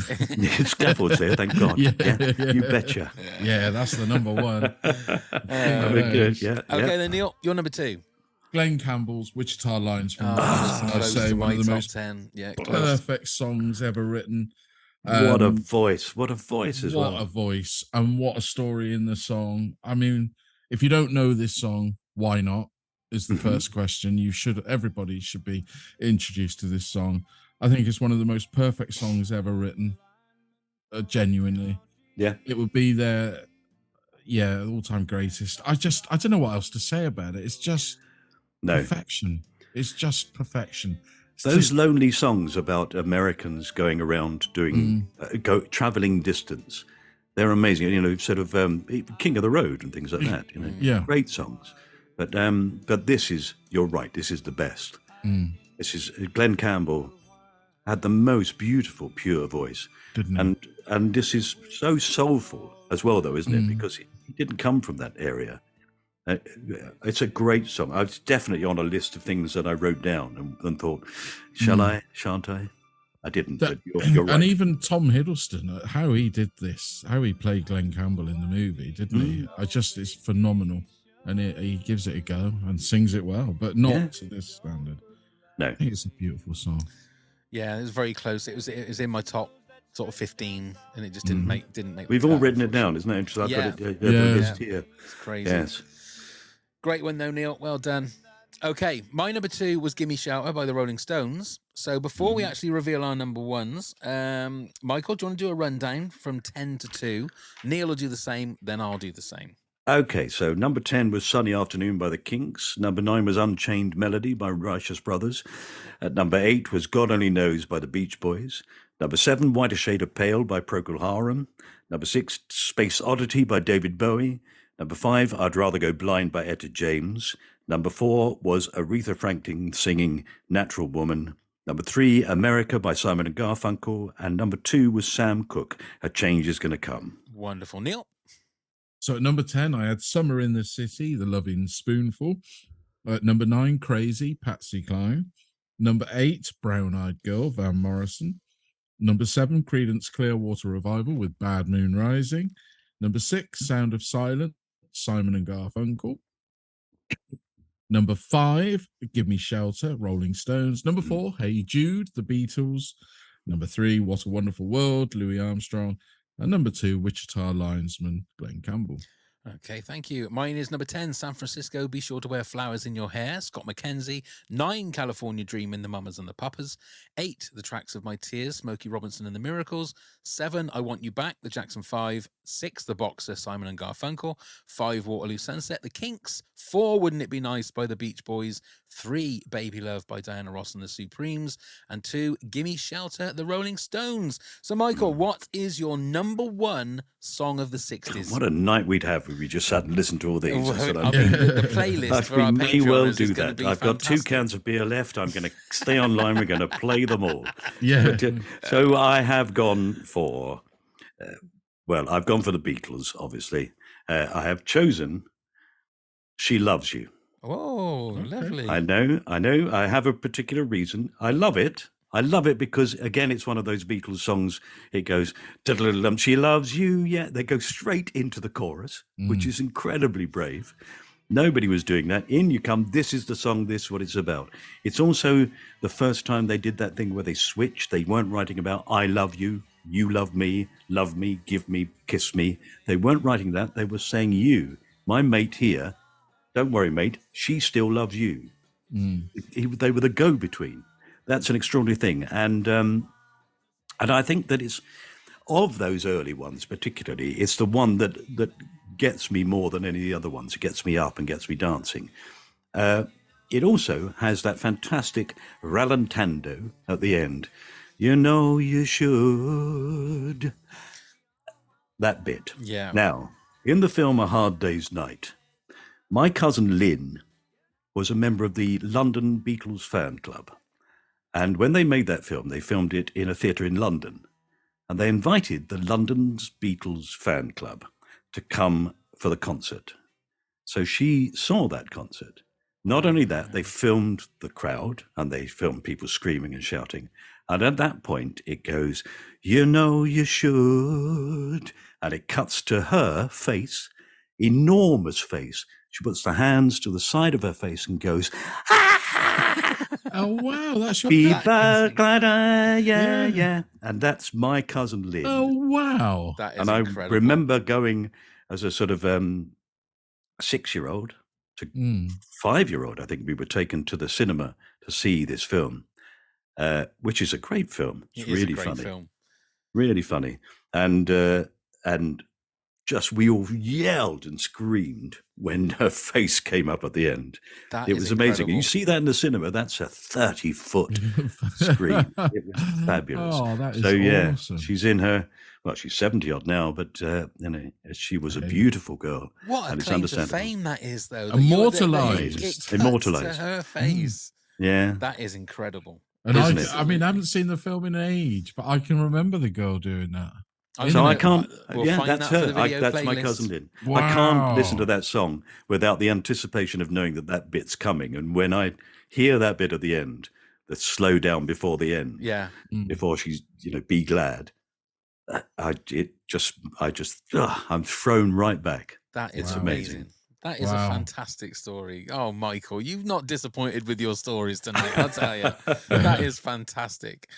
Go on then, Neil, beat that. Well, you probably know what my number one is. It's A Change Is Gonna Come, Sam Cooke. I mean, Michael summed up the story of that beautifully, but also to me, Sam Cooke, his voice, if we did a top 10 best singers, he'd be well up there because I think he's got the most perfect voice. And it's such a sad loss that we had here as well with the awful incident that happened wherever it was. We lost. I still could see him. Well, maybe not now, but singing right through his life and career. I think he had a perfect voice. Elvis knew this because obviously, when I went to Memphis, that's what they tell you is that the last record that he played before he died was Sam Cooke because he always admired Sam Cooke. He had everything going for him. He was such a good-looking man as well. He wrote great pop tunes or sang great pop tunes as well as then coming around and doing a hard-hitting song like this. But I think this is perfection, this song. Again, a bit like Wichita Linesman. I don't think I can never hear it and think, oh, I've got to skip that. Yeah. It sucks me. His voice is just mesmerizing. It's tragic, isn't it, when you hear those voices and think that they finished too early. And I think you're right. Absolutely. Listening to how beautiful his voice was, I think it would have lasted well into. I think he'd still be singing now, almost in his 80s. Yeah, absolutely. And it's such a sad waste. I'm such a fan of Sam Cooke's voice. I really am. It's like there's when I was going through things and thinking about stuff, I was looking at songs and certain facts come up, and the whistling on sitting on the dock of a bay, sitting on the dock of a day. I don't think so. Who Who wants to sit on the dock of a day? No, we sit on the dock of the bay. That bit, which is just a marvelous moment in it. It's because he hadn't finished recording it. And what they use is an early take, and he was going to go back and record it once he'd written words for that bit. And then he died. Wow. Those I was going to say happy accidents, but it's not a happy accident because he died. But it's just, But that's the part of the song that everybody knows, of course, isn't it? That's crazy. But you know what's worrying? When I speak to my son, who's 20, he'll be 22 in a couple of weeks. He knows Sam Cooke because obviously I've bled it to him all through his life. But a lot of his generation now don't have any idea who Sam Cooke is. And that's a worry. They know the Beatles, they know people like that, they know the Michael Jacksons. But you mentioned somebody like Sam Cooke, they've got no idea. And I think that's such a worry. They need to start educating these youth. Youth, I think is what you're saying. So you just go, bloody kids.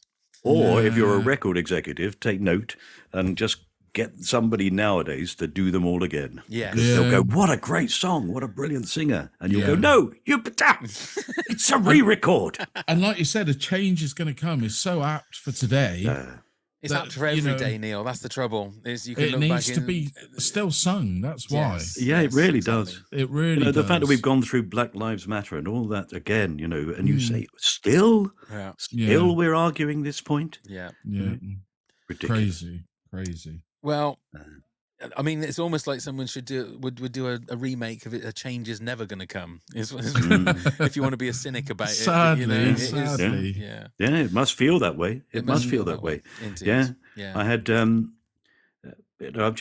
had a number of guests on who are black, and they've talked about their experience of life, and they still constantly are stopped by the police, searched. It doesn't matter who they are. It doesn't matter if they're famous or not.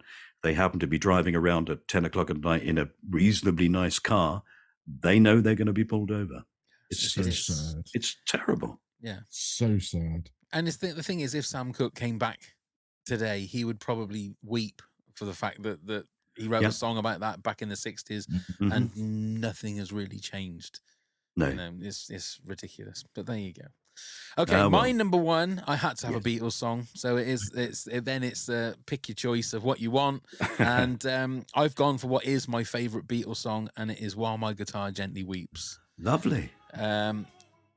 it's very strange that as much as Lennon and McCartney are people that I absolutely love as songwriters, my two favorite Beatles songs is this one and Something, which are both written by George Harrison. So, and I've loved this song even more, and I've said this before on this podcast, is if you ever get a chance, I'll put it in the video playlist, and you see Prince's musical accompaniment with, I think it's Jeff Lynne, Tom Was Petty. it pretty much the Travelling Wilburys? Pretty much. I think Pretty George much, Harrison's son was there as well, and he does the greatest guitar solo you will ever see. Yeah, it was phenomenal. And it showed another one where he just went too young. I mean, he was in his 50s, I think, but it was it's just cancer, wasn't it? Riddled him. He got he it had cancer? but he had something to do with his back, wasn't it? And it was the medication for his back that done Prince. But Oh no, not think, Prince. No, George Harrison. Oh, George Harrison. Yeah, that yes, was cancer. Yeah. Oh well. And Eric Clapton famously playing guitar on this. Yeah, and swapping girlfriends. Girlfriends and wives. And There's stuff. actually, I mean, I watched the BBC documentary about that. I could barely believe what I was seeing. Absolutely crazy. Bizarre. But then, if it wasn't for that, we'd never had "Wonderful Tonight" and things like that as well. Well, this is true. We wouldn't have had those kind of songs. But yeah, it's just a fantastic song. Okay, before we actually say our goodbyes, let's go through some of these honourable mentions. At Jennifer is it La Chap 6 or Jennifer LA Chap 6 says Sugar Sugar, LA. recorded by the Archies, written by Andy Kim and Jeff Barry. Very good. Ann_Hegarty, yes, that Ann Hegarty from the Chase. The Ann Hegarty. Yeah, Harlem Shuffle, Bob and Earl.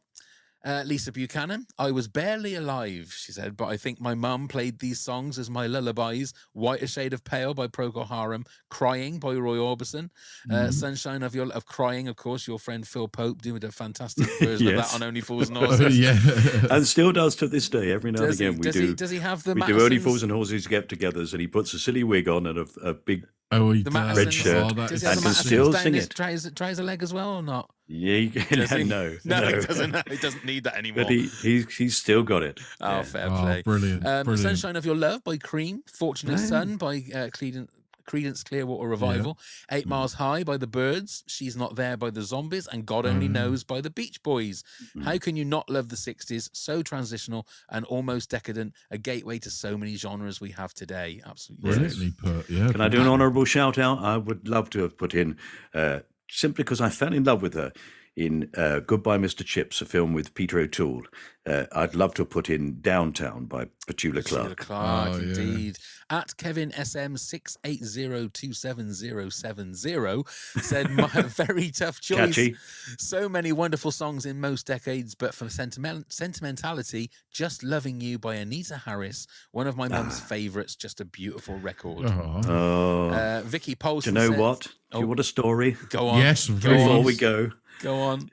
Anita has been on my podcast, My Time Capsule. I sort of sought her out because Just Loving You was my father's favourite song. Oh, really? He absolutely loved that song. And I've sought her out as a guest for My Time Capsule. And I went to see her in a friend's house, her friend of hers' house in London. And we sat there and she was talking about Just Loving You. And I said, it's my father's favourite song. And I used to sing it.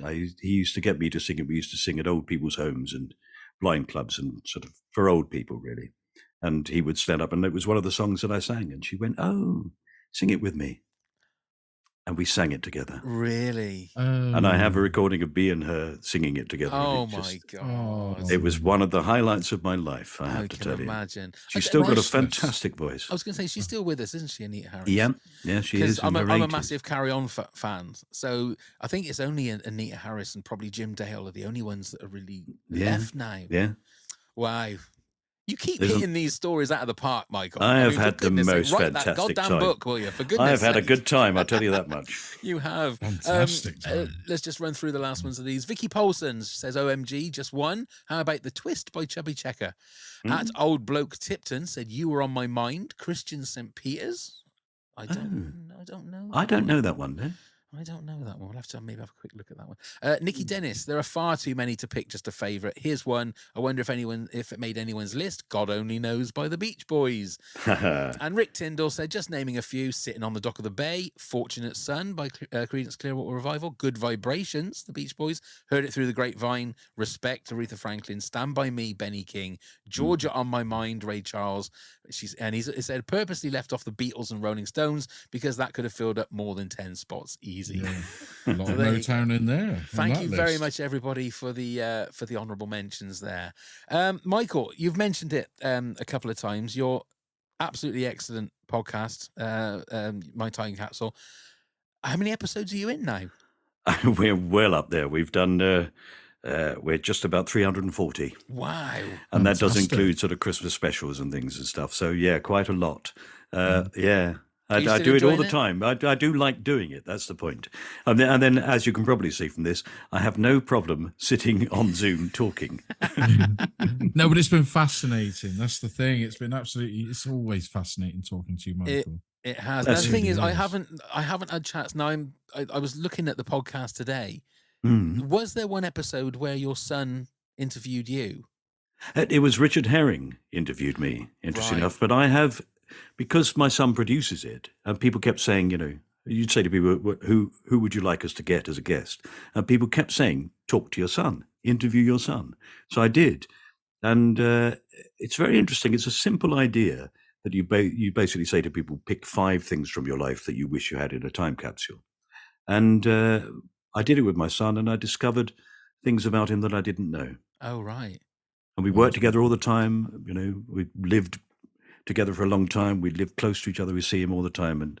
And yet there were things there that I didn't know that. And who's the guest that you would love to have, like your bucket list guest? I'd like to talk to Rowan Atkinson. That would be a good one. Yeah. Just because he doesn't do it. No. He doesn't do it, and it would be interesting. In a way, you're not asking people to relate the things that they've done that are sort of famous, really. You're asking people to do the things that they care about. So it would be interesting to see what he chose. I think almost certainly 5 cars. Yes. Yeah. I wonder whether one would be a Mini.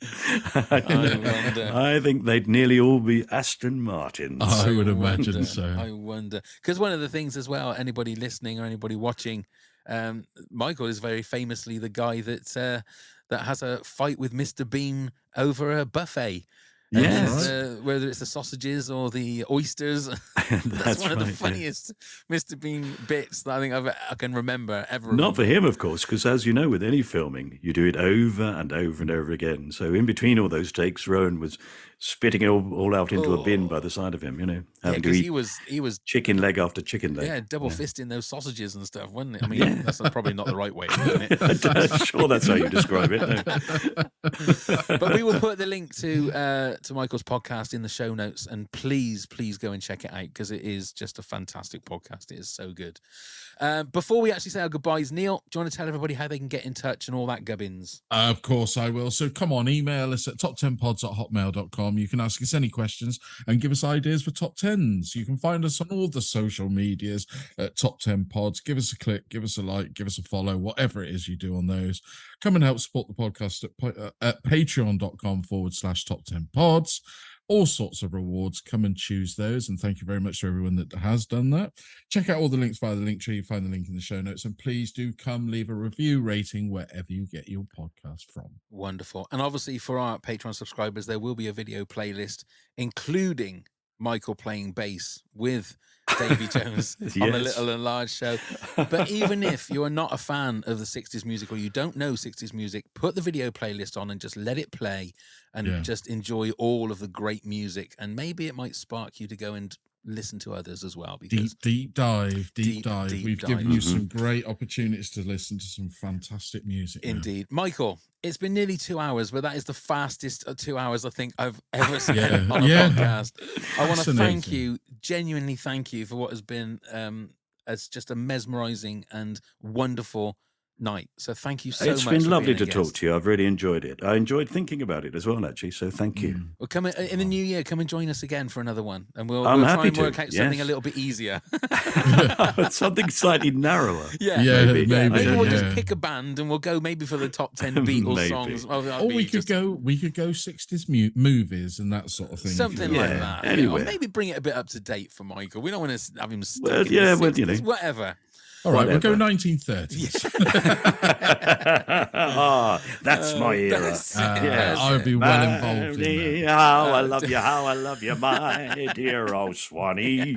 Let's do Jolson songs. That'll do Yeah, it. that'll Yeah. do. That'll do.